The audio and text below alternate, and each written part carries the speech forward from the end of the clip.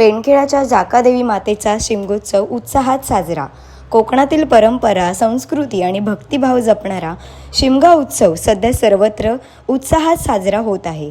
रत्नागिरी जिल्ह्यातील राजापूर तालुक्यातील पेंडखेळ गावातही शिमगा उत्सवानिमित्त श्री जाकादेवी मातेची पालखी गावभर फिरवण्याची सुंदर परंपरा आजही भक्तिभावाने जपली जात आहे।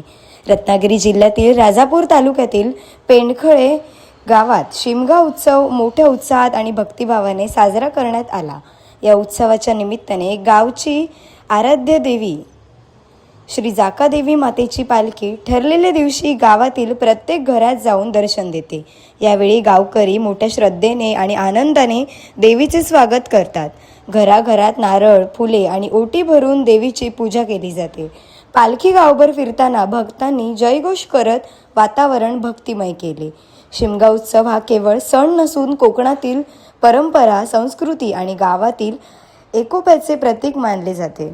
या उत्साहामुळे गावातील सर्व नागरिक एकत्र येत देवीची भक्ती करत आनंदाचा सोहळा साजरा करतात।